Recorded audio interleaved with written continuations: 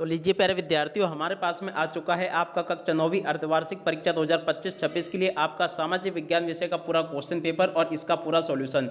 जी हाँ प्यारे विद्यार्थियों, आप सबके लिए मैं वो पेपर लेकर आ चुका हूँ जो कि प्यारे बच्चों आपका 3 नवंबर को होने वाला है। तो देखो प्यारे बच्चों, 3 नवंबर को होने वाला पूरा का पूरा हमारे पास में आपका क्वेश्चन पेपर आ चुका है। जल्दी से प्यारे बच्चों आप लोग इस क्वेश्चन पेपर को देख लो और पूरा का पूरा पेपर अच्छे प्रकार से समझ लो, क्योंकि देखो प्यारे बच्चों, जैसा पेपर मैं यहाँ पर आपको बताऊंगा ना, ठीक वैसा का वैसे क्वेश्चन पेपर प्यारे बच्चों आपका परीक्षा में देखने को मिल जाएगा। एक भी क्वेश्चन का आंसर प्यारे बच्चों यहाँ से आपका मिस होने वाला नहीं है।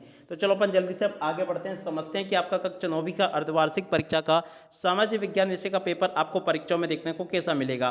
तो देखिएगा प्यारे बच्चों, इस प्रकार का आपका पेपर होगा कक्षा 9वीं अर्धवार्षिक परीक्षा 2025-26 के लिए आपका इस सामाजिक विज्ञान विषय का पेपर है, जिसमें कि टोटल प्यारे बच्चों आपसे 23 क्वेश्चन पूछे जाएंगे और 75 अंकों का पूरा पेपर होगा। अब चलो प्यारे बच्चों, मैं आपको एक एक करके सभी क्वेश्चन और उन क्वेश्चन के आंसर अच्छे प्रकार से बता देता हूं, ताकि प्यारे बच्चों आपको ये पेपर अच्छे से समझ में आ सके। तो देखो प्यारे बच्चों, ये रहा आपका पूरा पेपर, आप लोग अच्छे से इस पेपर को देख कर जाना। पहला क्वेश्चन पूछा है, भारत किस महाद्वीप में स्थित है? तो देखो प्यारे बच्चों, इसका राइट आंसर आपका क्या आ जाएगा? एशिया महाद्वीप में स्थित है। दूसरा क्वेश्चन पूछा है, भारत में प्राकृतिक वनस्पति पाए जाने वाले क्षेत्र कौन कौन से हैं? तो देखो इसका राइट आंसर प्यारे बच्चों आपका उपरोक्त तो सभी होगा। और अब अगला क्वेश्चन पढ़ते हैं, भारत के पड़ोसी देशों में किस का जनसंख्या घनत्व भारत से अधिक है? तो देखो इसका राइट आंसर प्यारे बच्चों बांग्लादेश आ जाएगा। और अब अगला क्वेश्चन पढ़ते हैं, फ्रांस की क्रांति कब आरंभ हुई? तो देखो प्यारे बच्चों, फ्रांस की क्रांति कब आरंभ हुई थी? तो देखो इसका राइट आंसर आपका 7 नंबर का आ जाएगा, 1789 में आरंभ हुई थी। और अब अगला क्वेश्चन, द्वितीय इंटरनेशनल का संबंध है? तो देखो प्यारे बच्चों, द्वितीय इंटरनेशनल का संबंध किससे? समाजवाद से। इसका राइट आंसर समाजवाद आ जाएगा। और अब अगला क्वेश्चन प्यारे बच्चों पढ़ते हैं, नाजीवाद किस देश में एक राजनीतिक विचारधारा के रूप में उभरा? तो देखो प्यारे बच्चों, इस क्वेश्चन का राइट आंसर आपका क्या आ जाएगा? जर्मनी। ठीक है ना, यहाँ तक के क्वेश्चन के आंसर प्यारे बच्चों मैंने आपको बता दिए हैं। अब चलो इसके बाद में अपन प्रश्न नंबर 2 में जो रिक्त स्थान पूर्ति पूछी गई है, इनके रिक्त स्थानों को देख लेते हैं। पहला रिक्त स्थान प्यारे बच्चों पूछा है, जुकाम और खांसी की दवा के लिए तुलसी पादप का उपयोग होता है? क्या लिखोगे प्यारे बच्चों? तुलसी, यहाँ से आपको लिख कर आना होगा। और अब अगला क्वेश्चन प्यारे बच्चों पढ़ते हैं, क्या दे रखा है, 2011 की जनगणना के अनुसार भारत में साक्षरता दर थी? तो देखो प्यारे बच्चों, 2011 की जनगणना के अनुसार भारत में साक्षरता दर 74.4% थी। ठीक है। और अब अगला क्वेश्चन प्यारे बच्चों पढ़ते हैं, द सोशल कॉन्ट्रैक्ट की रचना है? तो देखो प्यारे बच्चों, द सोशल कॉन्ट्रैक्ट जो है ना, रूसो की रचना है। किसकी रचना है? रूसो। तो यहाँ से आपको रूसो लिख कर आना होगा। और उसके बाद में देखो प्यारे बच्चों, यहाँ पर आपसे प्रश्न नंबर 4 में क्वेश्चन पूछा है, प्रथम विश्व युद्ध के लिए को जिम्मेदार ठहराया गया? किसको जिम्मेदार ठहराया गया प्यारे बच्चों? तो देखो यहाँ से आपको लिखना होगा जर्मनी। ठीक है ना, जर्मनी इसका राइट आंसर आ जाएगा।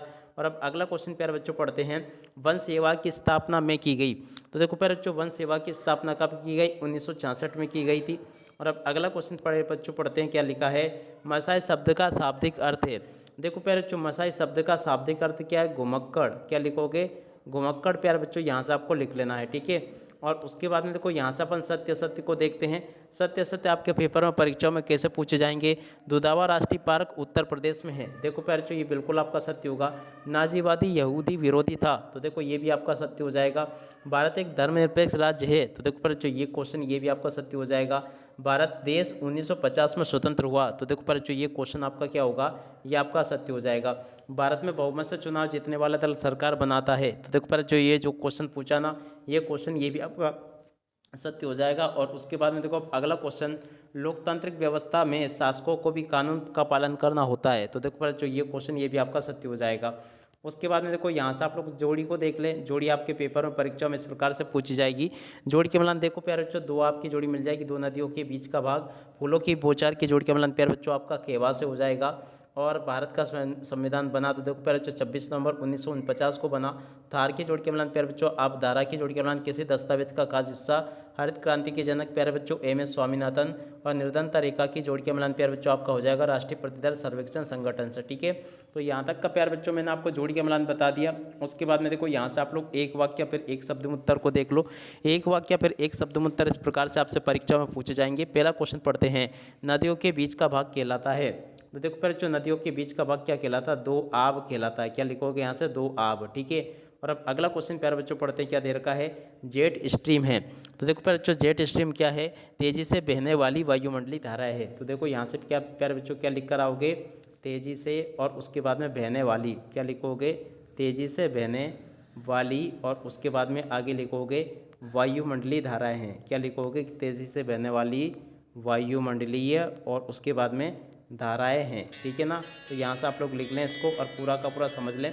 अब चलो इसके बाद में पदम प्यारे बच्चों अपन आगे बढ़ते हैं, आगे क्वेश्चन के उत्तर को पढ़ते हैं। अब देखो प्यारे बच्चों, यहाँ तक के मैंने आपको सभी क्वेश्चन के उत्तर बता दिए थे। देखो यहाँ तक के जेट स्ट्रीम मैंने आपको बता दिया था। उसके बाद में अपन आगे बढ़ते हैं। छुआछूत की समाप्ति का प्रावधान किस अनुच्छेद में है? तो देखो प्यारे बच्चों, छुआछूत की प्रावधान अनुच्छेद 17 में है।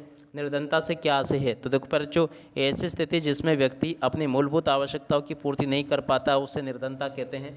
और अब अगला क्वेश्चन प्यारे बच्चों पूछा है, मनरेगा का क्या उद्देश्य है? तो देखो प्यारे बच्चों, मनरेगा का उद्देश्य देखो ग्रामीण रोजगार उपलब्ध करवाना, ठीक है। और अब अगला क्वेश्चन, बफर स्टॉक का मुख्य उद्देश्य क्या है? तो देखो पर जो बफर स्टॉक का मुख्य उद्देश्य फसलों का मूल्य समर्थन मूल्य से कम ना हो, ठीक है।